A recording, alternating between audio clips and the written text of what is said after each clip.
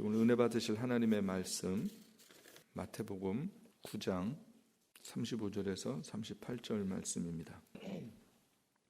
예, 우리 사랑하는 성도 여러분들, 한 주간도 주님 은혜 가운데 평안하셨습니까?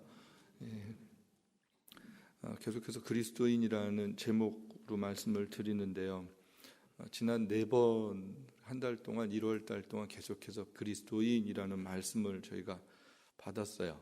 첫 번째가 그리스도인, 그러면 여러분 기억들 이렇게 계속 하세요. 제가 반복해서 말씀을 드리는데 정리가 되라고 제가 자꾸 복습같이 반복해서 말씀을 드려요.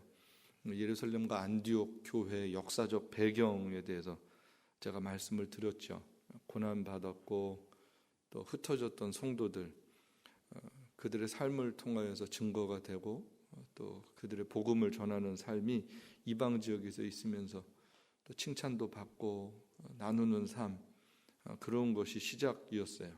그래서 그 지역이 예루살렘에서 시작된 복음이 저 위에 안디옥 지역에서 아주 그리스도인들하고 처음으로 일컬음을 받았던 놀라운 역사적 배경. 두 번째는 하나님의 선택과 구원이라는 거였어요. 갈라디아서 1장을 보면 내 어머니로 태로부터 나를 택정하시고 그의 은혜로 나를 부르시니가, 즉 우리가 주님을 믿게 된 것, 우리가 그리스도인이 된 시작은 나의 선택이 아니라 하나님의 부르심이 시작이었다라는 거예요. 하나님이 나를 선택하셨다. 하나님이 나를 세상에서부터 나를 구별하셨다라는 개념이 더 원문적으로는 맞아요. 나를 불러낸 거예요. 구별시켜 버리셨어요. 하나님의 것으로 나를 택하셨다라는 거죠. 에베소서 1장도 이렇게 고백하거든요. 창세전에 그리스도 안에서 우리를 택하사 우리로 사랑 안에서 그 앞에 거룩하고 흠이 없게 하시려고 그의 기쁘신 뜻대로 우리를 예정하사 예수 그리스도로 말미암아 자기의 아들들이 되게 하셨다. 그러니까 저 여러분이 예수님을 믿게 된 것이 결국은 하나님의 뭐예요? 선택이라는 거였어요. 특별한 은혜죠. 하나님이 우리를 부르셨어요. 우리를 택하셨어요. 우리를 그런 마음으로 부르셨으니까 그 다음에 그 하나님은 우리를 사랑하시고 돌보실 수밖에 없는. 왜냐하면 하나님이 선택하셨으니까 누가 책임져야 돼요? 하나님이 책임져야 돼요. 우리가 선택하면 누가 책임져야 돼요? 우리가 책임져야 돼요. 근데 우리는 힘이 없어요. 우리는 믿음 잘 지키기가 참 어려워요. 우리는 연약해요. 근데 하나님이 우리를 선택하셨다라는 얘기는 굉장한 은혜고 축복인 것이, 하나님이 선택하셨으니까 하나님이 나를 책임지실 거야 라는 믿음을 갖게 된다라는 것이죠. 그리고 이 믿음을 가지고 사는데 살아가는 세상의 삶은 그렇게 쉽지 않았어요. 그래서 고난 가운데 있었죠. 그래서 세 번째는 그리스도인들이 고난의 현장 가운데 있지만 그 가운데서도 믿음이 흔들리지 않았어요. 하늘의 영광을 보니까 땅의 문제들을 이겨낼 수 있었다라는 거예요. 더 놀라운 것은 교회가 핍박 중에 있었으면 위기잖아요. 위기가 되면 사실 지도자들이 잘 서 있어야 되잖아요. 그런데 이 교회는 어떻게 한 거예요? 지도자 2사람을 선교사로 보내는 굉장한 일을 해요. 핍박을 받으면 공동체 중심으로, 지도자 중심으로 모이는 게 어떻게 보면 사회학적으로 맞는 얘기인데, 이 안디옥 교회는 그러지 않고 바나바와 바울을 해외 선교사로 파송하는 일을 했어요. 이게 놀라운 일입니다. 정말 쉽지 않은 일이에요. 어떻게 보면 영적 전쟁을 공격적으로 하는 교회였다는 거예요. 디펜스만 하고 살지 않고 아주 공격적인 교회였어요. 복음을 들고 나아가는, 하나님께서 그렇게 인도해 주셨어요. 근데 이게 어떻게 가능한 거예요? 기도 가운데 하나님의 성령의 인도함을 받았죠. 그러니까 성령 충만한 교회였어요. 성령. 개인들의 이성이라든지 감정이 충만하지 않았어요. 어려움 앞에 고민이나 두려움으로 충만하지 않았고요. 문제 앞에 낙심이나 절망으로 충만하지 않고 하나님의 성령으로 충만하니까 문제도 고민도 낙심도 절망도 다 이겨낼 수 있었다라는 것이었습니다. 그리스도인의 믿음은 환경을 극복하는 거예요. 누구 탓하지 않아요. 내 믿음 내가 지키고 믿음 따라서 살아가는 개인들이 건강한 그리스도인의 모습들을 가지고 있었습니다. 네 번째는 이 그리스도인들은 세상 속의 소금과 빛의 정체성을 가지고 살았어요. 그래서 이미 그리스도께서 이 땅에 오셔서 하나님의 나라가 임했고, 그리고 이 땅에 남아있는 동안 하나님 나라를 바라보고 살아가는 현존하는 하나님의 백성으로 살았어요. 세상에서 나를 선택하셨구나, 나를 용서하셨구나, 사랑의 은혜를 알게 하시고 은혜 받은 한 사람 한 사람이 이제 이 땅에 교회로 모여서 예배자가 되게 하시고 다시 세상 속에 빛과 소금으로 보내시는 그 하나님의 은혜. 그래서 교회를 통해서 복음을 받고 믿음을 갖고 말씀을 배우고 제자가 되고, 그 다음엔 어떻게 되는 거예요? 세상 속으로 나가는 그리스도인. 바로 이런 모습들이 그리스도인의 모습들이었습니다. 그래서 이 세상 속에서 들어가는 빛과 소금은 시끄럽지 않은 거예요. 빛은 시끄럽지 않죠. 소란하지 않죠. 빛만 바라면 되는 거죠. 그러면 어두움은 그냥 물러나게 돼 있습니다. 소금 시끄럽지 않죠. 그냥 맛만 내면 되는 거예요. 맛을 내면, 빛을 바라면 그 자체의 역사가 나타난다라는 것을 성경이 가르쳐주고 있습니다. 세상이 썩고 어두운 거 당연하죠.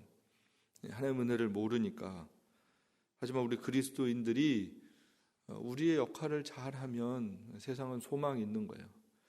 제가 최근에 굉장히 구체적인 기도를 하는 게 생겼어요. 이 그리스도인이라는 주제를 가지고 난 다음에 그 은혜를 이렇게 잘 깨달으면서 요즘에 갖는 기도의 제목들이, 우리 성도들만 이 지역에서 정직하면 이 지역이 정말 바뀐다라는 확신을 갖게 됐어요.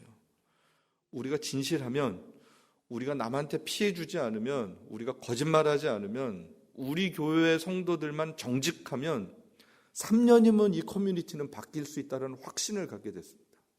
정말로 바뀔 수 있다. 300명이면 충분해요. 300명만 정직하게 3년을 살면, 남한테 피해 주지 않고 거짓말하지 않으면 정말 바꿀 수 있어요. 그러면 뭐가 바뀌는 거냐면요, 에덴교회 성도들이 좋은 그리스도인이다라는 소문이 나면요, 우리 교회가 부흥하는 것뿐만 아니라 이 지역의 많은 사람들이 교회를 다시 생각하게 될 것입니다. 그리스도인을 다시 생각하게 될 것입니다. 그러면 한인 커뮤니티가 바뀌는 거예요. 한인 사회가 바뀔 수 있는 거예요. 선한 영향을 정말로 줄 수 있는 거예요. 그러면 한인 커뮤니티가 정직하고 바르면 그 다음에는 무슨 평가를 받는 거예요? 이 지역에서? 코리안들은 다르다, 이 평가 받는 거예요. 한국 사람들은 다르다. 한국 사람들이 다르다 그러면 한인교회가 다민족 사람들이 우리도 저들처럼이라고 말할 수 있게 되는 거예요. 이게 다민족 교회나 다문화 사역이라든지 선교라든지 이런 게 어떻게 보면 우리의 삶의 자리가 어떠냐에 따라서 선교적 열매가 나타나고 안 나타나고 한다라는 거죠. 교회 안에 그리스도인이 아니라 교회 안에서 정말로 잘하는 사람들은 세상 속에서 잘해야 되는. 그래서 그 싸움이 사실 어렵죠. 그 싸움이 어렵죠.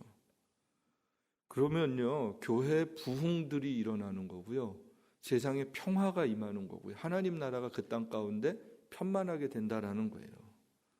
우리의 삶이 예배가 되면 정말 놀라운 축복들을 경험하게 될 것입니다. 이거에 대한 확신을 갖고 기도하게 됐어요. 하나님, 우리 성도들에게 그리스도인의 은혜를 허락하여 주옵소서. 정말 우리가 좋은 그리스도인 되게 하옵소서.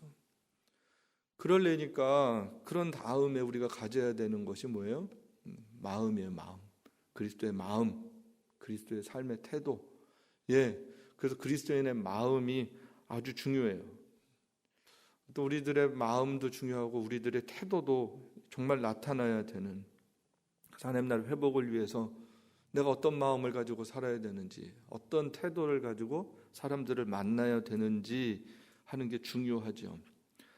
근데 우리의 마음과 태도는 하루아침에 나타나는 것들이 아니고요. 우리의 마음과 태도는 언제든지 내재되어 있는 것이 바깥으로 드러나게 되어 있거든요. 그래서 무슨 말을 하는지, 어떻게 사는지는 그냥 나타나는 현상이 아니라 실질적으로는 어디서부터 시작된 거예요? 우리의 마음부터 시작됐어요. 우리의 생각부터 시작이 됐어요. 여러분, 우리들의 마음이요 의외로 정직해요. 무슨 말씀이냐면 그게 숨겨지지가 않아요. 표정으로 금방 나타나요. 기분 나쁘면 어디부터 반응이 와요? 얼굴부터 반응이 오는데, 그게 생각이 반응으로 나타나는 속도가 심리학적으로 계산을 했는데 굉장히 빨라요. 어떤 사람들은 그 마음이 말로 나타나는 사람이 있고 표정으로 나타나는 사람이 있는데 거의 차이가 없어요. 아주 빠른 속도로 나타나요. 기분 나쁘면 기분 나쁜 표정이 나타나고요. 언어가 나오고요. 예. 그 관계 속에서 금방 나타나죠. 생각보다 우리의 마음은 정직해요. 드러나는 모습들이. 근데 이제 이걸 관리를 잘 못해서 사고를 치죠. 통제가 잘 안 돼서. 복음서를 보면 오늘 우리가 읽은 마태복음, 그래서 매일 성경 계속 마태복음 본문을 보는데 보면 예수님의 사역들을 소개하는데 그 예수님의 사역들은 다 어떻게 보면 뭐예요? 예수님의 마음이에요. 마음. 예수님의 마음이 말씀으로 나타나고 사역으로 나타나는 거예요. 마태복음은 특별히 유대인들을 대상으로 어떻게 보면 기록된 타겟이 유대인들이었거든요. 그래서 마태복음 시작은 뭐부터 시작해요? 족보예요, 족보. 아브라함과 다윗의 자손 예수 그리스도의 세계라. 만약에 이방인들에게 아브라함과 다윗의 자손 예수 그리스도의 세계라 이렇게 시작하면 이방인들이 보면 알아듣겠어요? 못 알아듣겠어요? 아브라함이 누군지도 몰라요. 다윗이 누군지도 몰라요. 그런데 유대인들은 그러면 금방 아는 거예요. 아브라함, 우리 조상, 믿음의 조상, 그렇죠. 아브라함부터 시작이 되니까 새로운 족보가 창세기 12장에서. 다윗 금방 알죠. 다윗의 나라, 유다의 약속, 거룩한 하나님 나라 회복, 이거에 대해서 금방 이해가 가는 거예요. 아브라함과 다윗의 자손 예수 그리스도의 세계라, 그리고 족보 쭉 시작을 합니다. 마태복음은 구약성경 인용을 그래서 굉장히 많이 해요. 아주 많이 해요. 금방 알아듣게. 구약을 잘 알았던 유대인들이 금방 알아듣게 구약성경 인용들이 많죠. 마태복음 5장에서 예수님께서 제자들을 모아놓고 산상수훈 산에서 내 제자들은 하나님 나라의 백성들은 이렇게 사는 거야 라고 말씀을 하셨고, 지난주 제가 말씀을 드렸고요. 그 다음에 그럼 그렇게 마음을 품고 살아가는 삶을 세상에 내려서 예수님께서 보여주신 게 8장부터 나오는 거거든요. 5장부터 7장까지는 내 백성은 이렇게 사는 거야, 이런 생각을 갖고 살아야 돼, 이런 마음으로 사는 거야. 행동보다 더 중요한 마음을 얘기하셨거든요.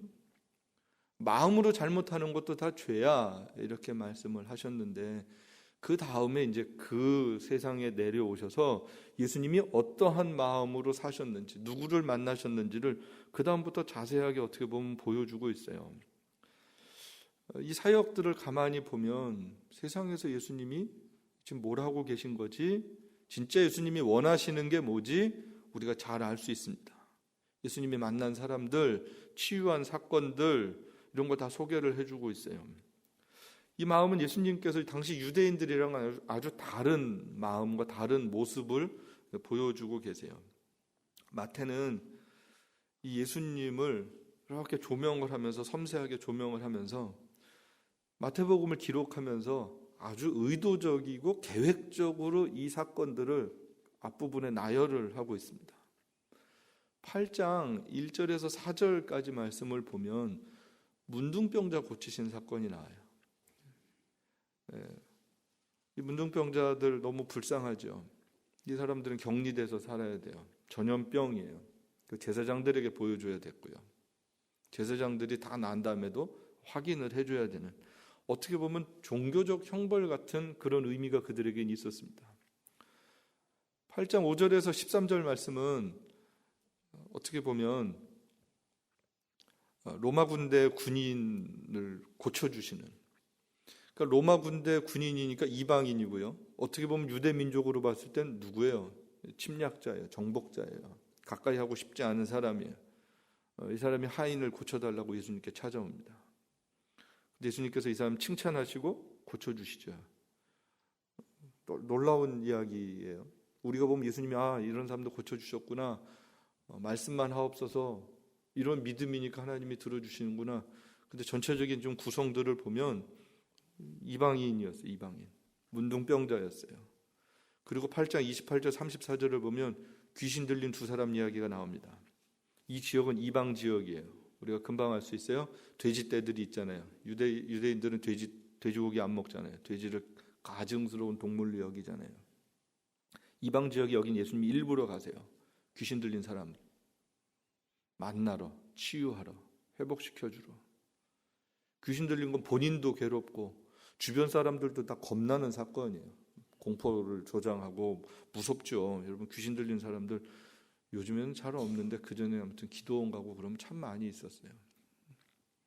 근데 그런 사람들 보면 참 두려움도 있고 힘도 통제가 굉장히 힘도 세거든요. 통제 잘 안 돼요. 그래서 막 쇠로 묶어놓고 그럴 수밖에 없는 게 저도 그 전에 가르쳤던 학생 중에 한 명이 그랬는데 정말로 이렇게 통제가 잘 안 돼요. 장의자를 막 들어요. 7명이 앉아. 그러니까 굉장히 두렵죠. 그런 사람들 만나러 일부러 가세요. 고쳐주시죠. 중풍병자를 고쳐주세요. 중풍병자는 우리가 아는 것처럼 본인도 힘들고 가족도 친구들도 다 힘든 병이에요. 이 중풍병자를 9장에서 예수님께서 뭐라고 말씀하시냐면 너희 죄가 용서를 받았어 이렇게 말씀하세요. 사람들이 깜짝 놀래요. 아니 고쳐주시지 않고 무슨 죄 얘기를 하고 있나 질문하고 바리새인들이랑 또 논쟁을 하시죠. 예수님께서 네가 죄 져서 중풍병 걸린 거야 이 이야기가 아니라 죄의 증상인 죽음, 질병 여기에 붙잡혀 있는 그 인간의 모습을 용서하심으로 치유되는 것을 가르쳐주고 계시죠. 예수님께서는 고통에서 해방시켜 주시는 분, 그 근본적으로는 이 죄의 문제를 해결하실 수 있는 그런 분인 것을 그리스도인들에게 가르쳐 주시는, 그리스도의 사역이 뭔지를 알려주시는 내용입니다. 9장 9절에서 13절에는 어떤 사람 이야기가 나오는 거예요? 세리 마태 이야기가 나옵니다. 예수님의 제자들의 이름을 쭉 기록할 때 꼭 마태는 앞에 하나가 붙어요. 세리라는 단어가 꼭 붙어요. 그냥 어떤 제자들은 그냥 제자 이름들을 쭉 쓰는데 마태는 직업을 꼭 달아주고 있어요. 의도적이죠. 뭐예요? 세리도 제자가 될 수 있어요. 세리도 그리스도인이 될 수 있었어요. 세리는 우리가 아는 것처럼 세금 걷는데 지금 같은 개념이 아니고 그때는 로마가 다스릴 때니까 세금 걷어서 로마에 바치고 자기가 갖고 뭐 이러는 구조였습니다. 그러니까 좋아할 리가 없죠. 유대인들이 보면. 그 사람들은 공식적인 죄인이었어요. 그래서 외로울 수밖에 없었던 사람이었어요. 유대인들 생각에 절대로 천국 갈 수 없어 이렇게 생각했던 직업 중에 하나였습니다. 근데 예수님께서 마태를 제자로 부르실 뿐만 아니라 성경에 보면 무슨 내용이 나와요? 그 집에 들어가셔서 식사를 하시는 장면들을 소개를 해주고 있어요. 9장 9절에서 11절 한번 같이 보실까요? 예수께서 그곳을 떠나 지나가시다가 마태라 하는 사람이 세간에 앉아 있는 것을 보시고 이르시되 나를 따르라 하시니 일어나 따르니라.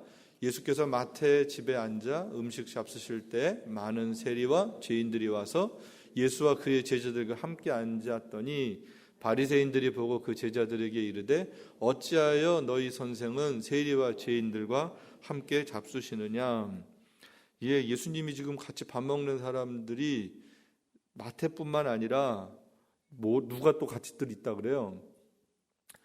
사람들 그 당시에 마태 친구들 이렇게 말씀하지 않고 죄인들이 와서 밥 먹었다는 거예요. 누구의 기준으로? 그 당시의 문화와 사회적 기준으로 죄인들이 지금 예수님이랑 같이 밥 먹고 있다라는 거예요. 이게 쉬운 일이 아니었습니다. 유대인들은 이렇게 하지 않았거든요. 근데 지금 예수님께서 그러세요. 바리새인들이 제자들에게 공격해요.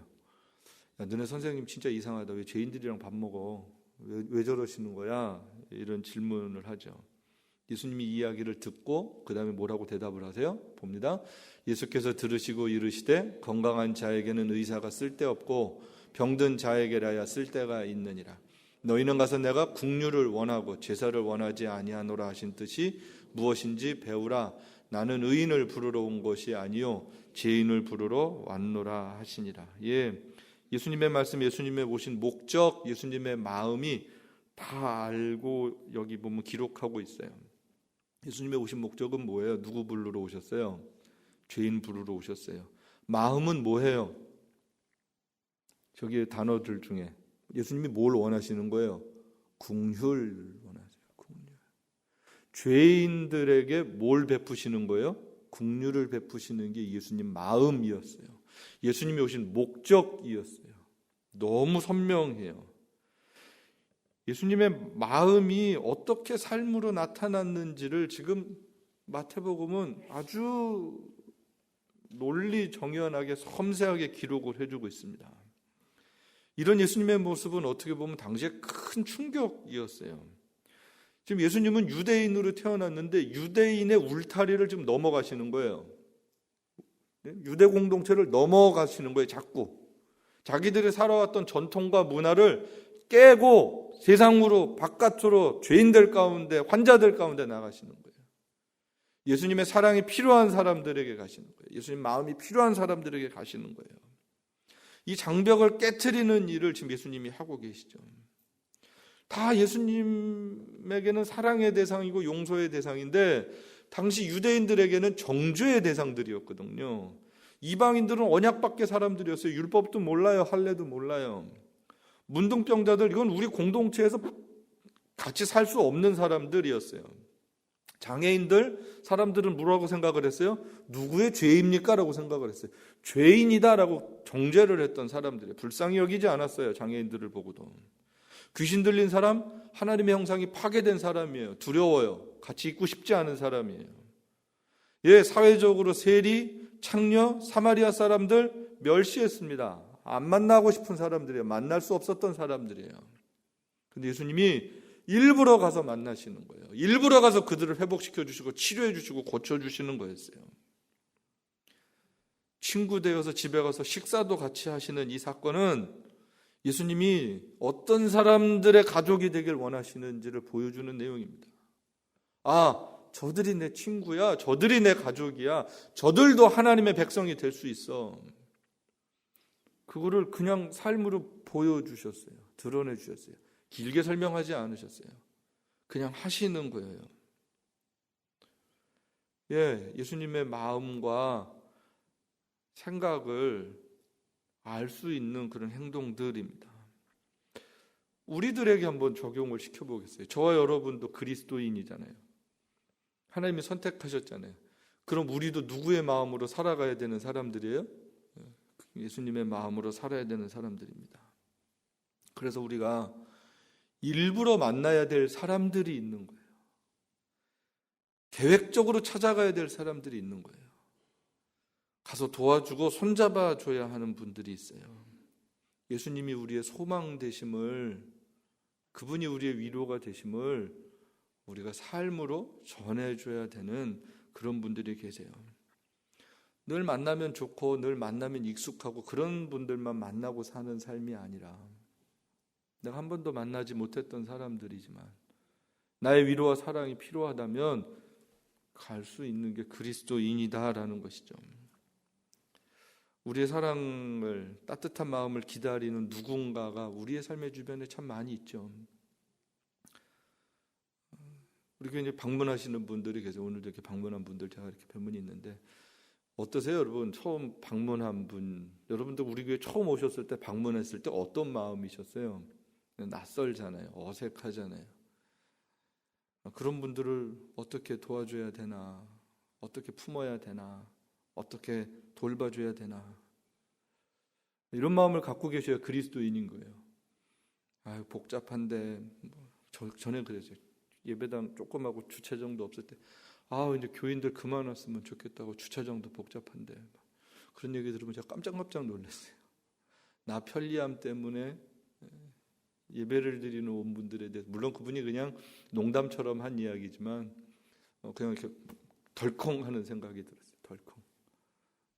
우리가 얼마나 폐쇄적이고 이기적인 마음들을 가지고 암암리에 살고 있는가. 내가 불편하면 다 귀찮은 거예요. 그리스도인들의 마음이랑은 전혀 상관없는 다른 마음이죠. 예배 마치고 어떻게 해야 될지 모르는 분에게 같이 식사하자고 처음 오셨냐고 이렇게 물어볼 수 있다면 그게 그리스도의 마음이죠. 그게 우리가 가져야 되는 기본적인 태도죠. 나도 옛날에 그랬어. 잘 견뎌야지. 이러면 안 되고.